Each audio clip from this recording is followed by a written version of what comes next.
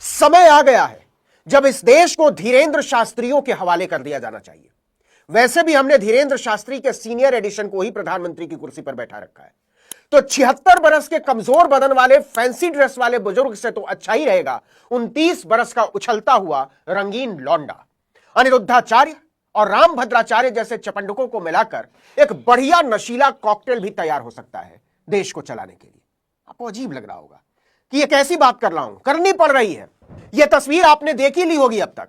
Fancy dress competition की तरह सतरंगे वस्त्र में शंकर जी का रूप धारण किए डमरू बजाता यह आदमी भारत का प्रधानमंत्री है। शंकर भगवान के जलसे में अपनी ही गाड़ी पर अपनी ही 3-3 फोटो लगवाने वाला आत्ममुग्ध प्रधानमंत्री नहीं देखा होगा आपने आज तक। दुनिया इस मदारी पर हंस रही कि क्या हाल बना दिया इसने भारत का, और इसे कपड़े बदलने, मेकअप करवाने और फोटो खिंचवाने से ही फुर्सत नहीं मिल रही है।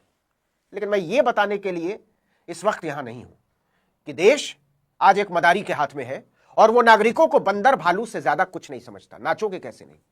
अपने डमरू प्रधान की फैंसी ड्रेस यात्रा के बीच जो नए साल की सबसे हृदय विदारक खबर आई वो ये कि इंडियन स्पेस रिसर्च ऑर्गेनाइजेशन यानी इसरो का साल 2026 का पहला ही मिशन PSLV C62 फेल हो गया। रॉकेट सुबह 10:18 पर आंध्र प्रदेश के श्रीहरिकोटा अंतरिक्ष केंद्र से 16 सैटेलाइट लेकर रवाना हुआ था। ISRO chief doctor V Narayanan ने कहा कि रॉकेट लॉन्चिंग के तीसरे चरण में गड़बड़ी आ गई, जिसकी वजह से वो रास्ता ही भटक गया।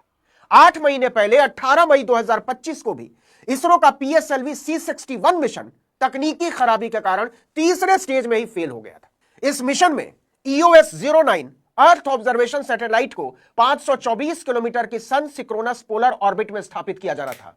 कोविड के बाद फेल होने वाला यह 5वां मिशन है। नेहरू और उनके बाद के प्रधानमंत्रियों ने बड़ी मेहनत और दूरदर्शिता के साथ दुनिया में भारत की जो वैज्ञानिक साख कायम की थी उसे डमरू प्रधान ने मिट्टी में मिला दिया है। आप कहेंगे अंतरिक्ष में रॉकेट क्या प्रधानमंत्री उड़ाते हैं? वो तो वैज्ञानिक उड़ाते हैं। बिल्कुल दुरुस्त फरमाते हैं आप, लेकिन प्रधानमंत्री जमूरों की फौज तैयार नहीं करता जो वैज्ञानिक चेतना की खिल्ली उड़ाते हैं। मथुरा का एक लफंदर है अनिरुद्धाचार्य, लफंदर समझते हैं ना, गूगल कर लीजिएगा। वो हजारों की भक्त मंडली को बैठाकर प्रवचन देता है कि गाय का घी जलाओगे तो ऑक्सीजन निकलता है, और यह दावा वो डंके की चोट पर विज्ञान के आधार पर करता है। यह चिरकुट खुद छठी फेल है। बीजेपी के बड़े बड़े नेता इस चिरकुट के पैरों में पड़े रहते हैं। यह लफंदर सम्राट छठी तक भी ठीक से पढ़ा होता ना तो इसको पता होता कि एक तीली में भी आग लगाओगे तो ऑक्सीजन केवल जलेगा, बनेगा नहीं। बेवकूफ आदमी।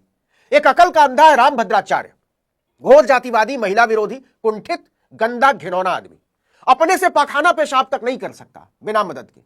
कोई मदद ना करे तो उसी गंदे हाथ से आशीर्वाद बेचता फिरे, उसी से खाना खा ले। लेकिन इसे इतना पता है कि ममता बनर्जी नाम की ब्राह्मण है, काम वो मुसलमानों का करती है।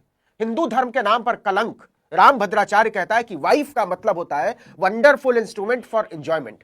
ऐसे ऐसे टपोरी गंदे घिनौने लोग हिंदू धर्म में धर्माचार्य बने फिर रहे हैं, और प्रधानमंत्री से लेकर मुख्यमंत्री और सेनाध्यक्ष तक उसके आगे लाइन लगाए रहते हैं आशीर्वाद के लिए।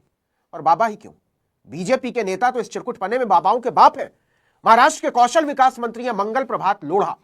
उन्होंने जनवरी में ही एक कार्यक्रम में कहा कि अमेरिका आज बोइंग विमान बना रहा है। भारत के पास तो आज से हजारों साल पहले रामायण काल में पुष्पक विमान था।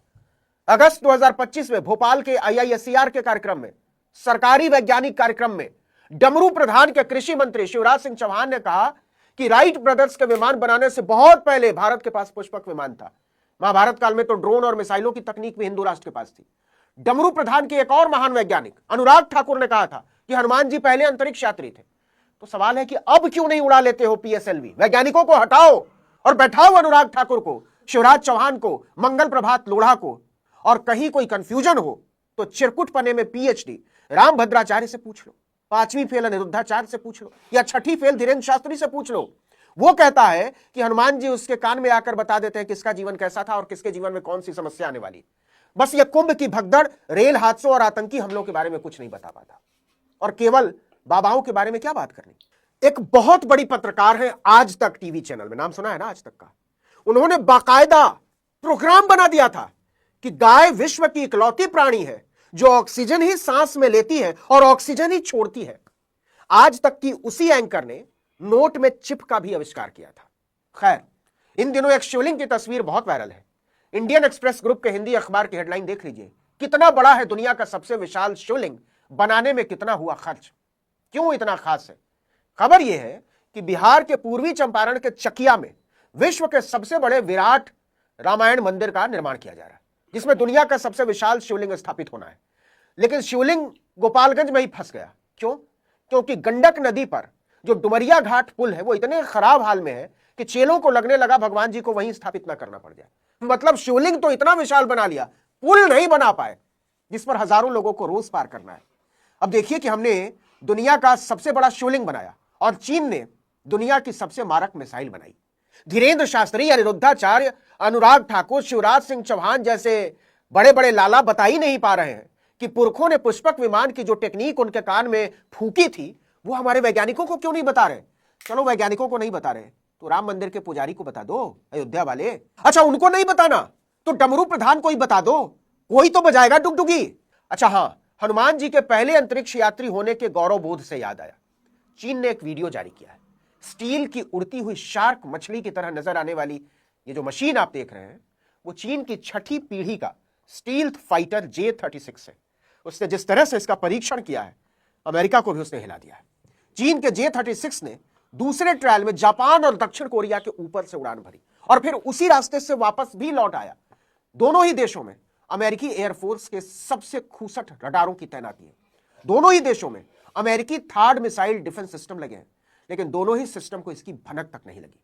तो समझने की जरूरत है कि भारत की हालत ऐसी क्यों हो गई, क्योंकि जिसको हमने देश चलाने के लिए चुना था वो डमरू बजाता घूम रहा है और जिनका काम था डमरू बजाना वो बता रहे हैं कि देश कैसे चलेगा। चीन, अमेरिका, रूस या इंग्लैंड ने अपनी ताकत डमरू बजाकर या त्रिपुंड लगाकर हासिल नहीं की है।